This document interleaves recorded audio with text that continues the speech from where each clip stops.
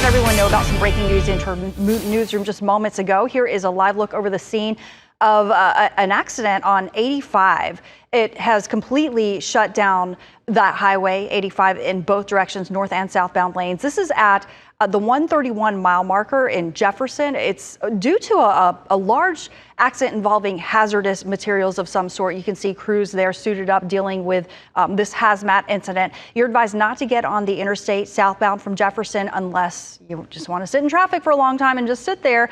You would definitely are advised to find an alternate route, allow the hazmat crews and first responders to do their work. But again, this live look here, courtesy of our first alert chopper over the scene of this crash that has shut down all lanes of I-85. Download our free app to get updates sent right to your phone.